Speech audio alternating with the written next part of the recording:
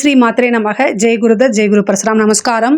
நான் கரூர்லேருந்து வல்சலா பணிக்கர், பிரசன்ன ஜோதிடர். இன்றைக்கி நம்ம துலா ராசிக்கு சனி பயிற்சியோட பலன்கள் எப்படி இருக்குன்னு பார்க்க போகிறோங்க.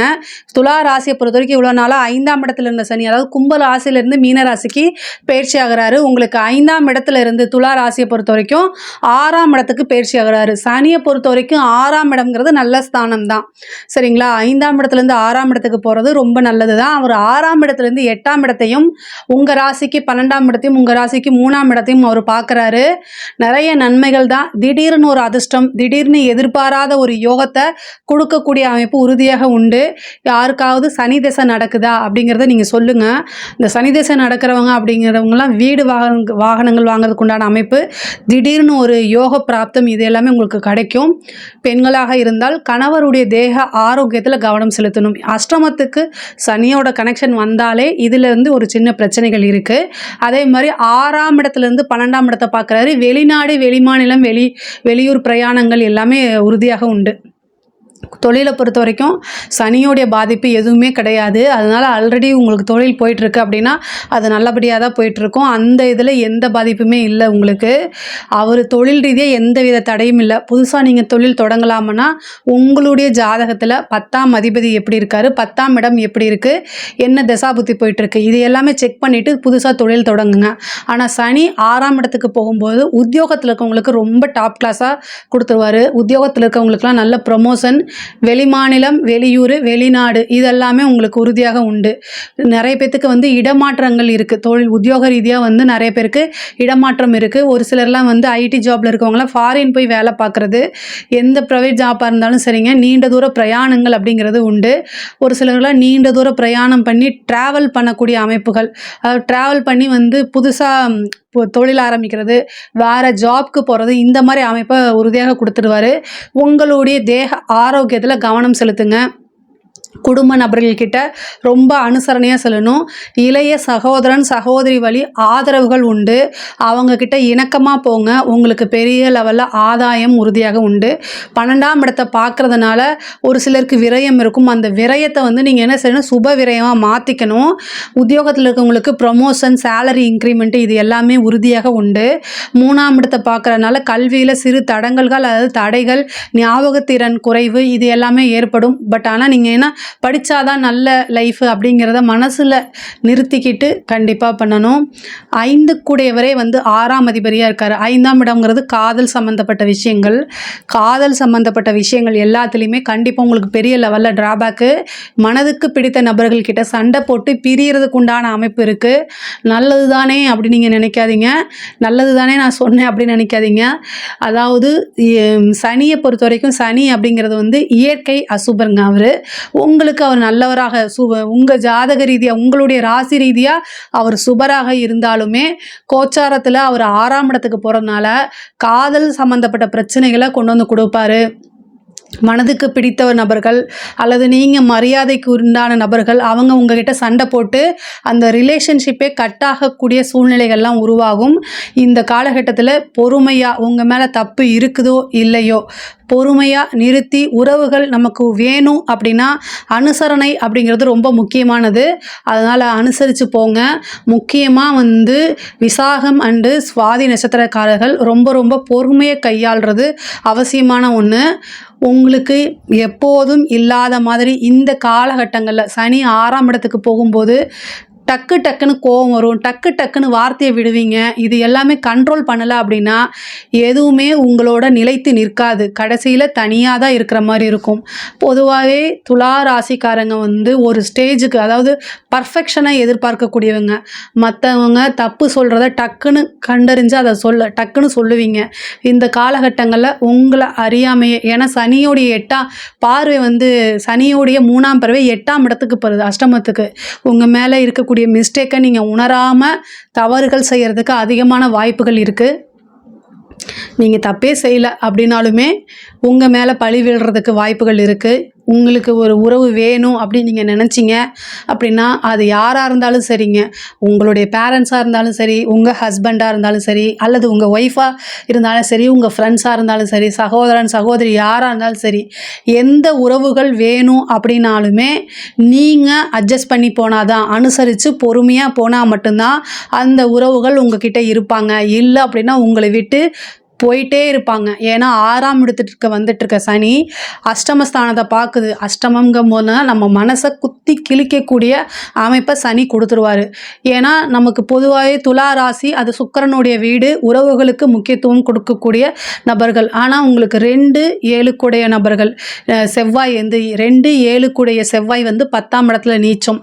அப்போ தொழில் ரீதியாகவோ உத்தியோக ரீதியாகவோ சில டென்ஷன்களை வீட்டில் காமிக்கும் போது அந்த பிரச்சனைகள்லாம் ஏற்படும். ஸோ அதில் ரொம்ப அனுசரணையாக இருங்க. தொழில் ரீதியாக நிறைய மாற்றங்கள் உறுதியாக உண்டு. எக்கனாமிக்கல் ரீதியாக திடீர்னு ஒரு அமைப்புகள், நல்ல அமைப்புகள் வரும். 3ஆம் இடம் முயற்சி ஸ்தானம். சிலருக்கு வந்து கவர்மெண்ட் ஜாப்லாம் கிடைக்கிறதுக்கு வாய்ப்பு இருக்குது. ஒரு உயர் பதவி தானாக தேடி வருங்க.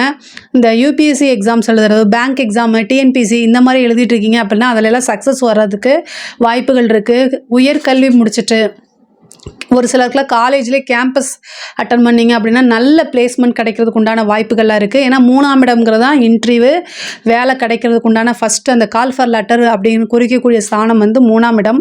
அதை சனி பார்க்குறாரு. உங்களுக்கு நல்ல நன்மைகள் தான். அதே மாதிரி வழக்குகளில் வெற்றி. உங்களுக்கு இவ்வளோ நாளாக ஒரு கேஸ் இழுத்துக்கிட்டே இருந்திருக்கும், அது எல்லாமே உங்களுக்கு ஃபேவராக முடியும். பொதுவாகவே 6ஆம் இடத்துக்கு சனி போகும்போது அந்த இடம் நல்ல பலம் பெறும். கடன் ரீதியாக இருக்கக்கூடிய பிரச்சனைகளுக்கெல்லாம் ஒரு முற்றுப்புள்ளி வைக்கிறதுக்கு வாய்ப்பு இருக்குது. இந்த டைமில் நீங்கள் அதுக்கு உண்டான பிள்ளையார் சொல்லி போடுங்க. கடன் ரீதியாக எவ்வளோ கஷ்டங்கள் இருந்தாலுமே அது எல்லாமே சால்வ் ஆகிறதுக்கு இந்த டைமு. அதே மாதிரி ஒரு புதுசாக ஒரு கடன் வாங்குறது, ஒரு ப்ராப்பர்ட்டி வாங்குறதுக்கு கடன் கிடைக்கிறது, அது எல்லாமே இந்த டைமில் நடக்குங்க. ஏன்னா உங்களுடைய ராசியை பொறுத்த வரைக்கும் சனி 4 கூடையவர். 4ஆம் இடம் வண்டி, வாகனங்கள், வீடு இதெல்லாமே குடிக்கக்கூடிய ஸ்தானம். இப்போ 6ஆம் இடம்ங்கிறது சொத்துகள் அப்படிங்கக்கூடிய குறிக்கிறது. அப்போது ஒரு கடன் வாங்கி ஒரு சொத்துக்களை சேர்க்கக்கூடிய அமைப்பு இந்த காலகட்டத்தில் உண்டு. இந்த டைமை கரெக்டாக யூஸ் பண்ணிக்கோங்க. ஒரு வீடு நீங்கள் எதிர்பார்த்துக்கவே மாட்டீங்க, ஒரு வீடு வாங்குறதுக்கு உண்டான அமைப்பு, ஒரு வாகனம் வாங்குறதுக்கு உண்டான அமைப்பெல்லாம் இந்த காலகட்டத்தில் வருது.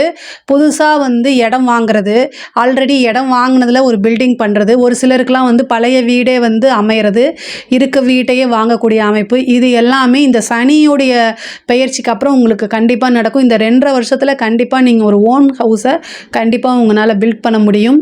அதுக்குண்டான முயற்சியும் நீங்கள் போடணும். துலா ராசியை பொறுத்த வரைக்கும் எக்கனாமிக்கலாக ரொம்ப சூப்பராக இருக்குது.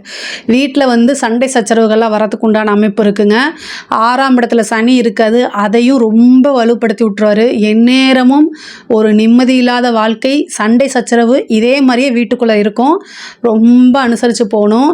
வழிபாடு வந்து பூவராக பெருமாளை வழிபாடு பண்ணுங்கள். சொந்த வீடு வாங்கணும் அப்படின்னா பூவராக பெருமாளை வழிபாடு பண்ணுங்கள். வீட்டில் சண்டை சச்சரவுகள் இல்லாமல் இருக்கணும் அப்படின்னா காளி வழிபாடு பண்ணுங்கள். குலதெய்வ வழிபாடு ரொம்ப முக்கியமானது. குலதெய்வம் மட்டும்தான் உங்களை காத்து நிற்கக்கூடிய தெய்வம், முதல் பிரதான தெய்வம். 5 கூடையவர் உங்களுக்கு சனியாக இருக்காரு, அவர் 6ஆம் இடத்துக்கு வந்திருக்காரு.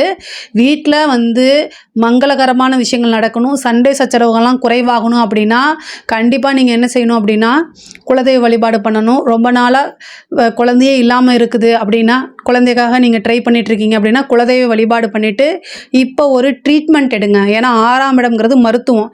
இப்போ ஒரு ட்ரீட்மெண்ட் எடுத்தீங்க அப்படின்னா திடீர்னு உங்களுக்கு சந்தான பிராப்தம் கிடைக்கும். ஒரு சிலருக்கு வந்து தேக ஆரோக்கியத்தில் கவனம் செலுத்தணும். உடல் ரீதியாக நிறைய பிரச்சனைகள் வருது, மருத்துவ செலவு நிறைய பேருக்கு உண்டு. துளாராசியில் இருக்க எல்லாருக்குமே இந்த 2.5 வருஷத்தில் மருத்துவ செலவு இல்லாமல் வெளியில் வரவே முடியாது.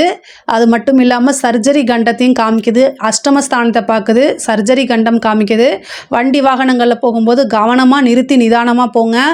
நைட் டைம் ட்ராவலை அவாய்ட் பண்ணிக்கோங்க. ஏன் நைட் டைம் அப்படிங்கிறேன் அப்படின்னா இந்த சனி வந்து இரவை குறிக்கக்கூடிய கிரகம், நைட்டை குறிக்கக்கூடிய கிரகம் வந்து சனி தான், இருட்டு. ஸோ இருட்டில் ட்ராவல் பண்ணும்போது ரொம்ப ஜாக்கிரதையாக போங்க. முக்கியமாக வந்து மைண்ட் சரியில்லை அப்படின்னா வண்டி வாகனங்களை போகிறத அவாய்ட் பண்ணிவிட்டு வேறு பஸ்ஸு, ட்ரெயினில் அந்த மாதிரி இதில் நீங்கள் போங்க. செல்ஃப் ட்ரைவை நைட் டைமில் பண்ணாதீங்க. தேவையான விஷயம், எமர்ஜென்சியான விஷயம் அப்படின்னா மட்டும் அதை நீங்கள் யூஸ் பண்ணுங்கள். இல்லைன்னா நீங்கள் ரொம்ப ரொம்ப முக்கியமாக இருக்கணும். பெண்களாக அந்த கணவருடைய தேக ஆரோக்கியத்தில் கவனம். 8ஆம் இடம்ங்கிறது மாங்கல்ய ஸ்தானம், சனி வந்து அங்கே பார்க்குறாரு. கணவருடைய தேக ஆரோக்கியத்தில் கவனம். கணவர்கிட்ட சண்டை போடாதீங்க.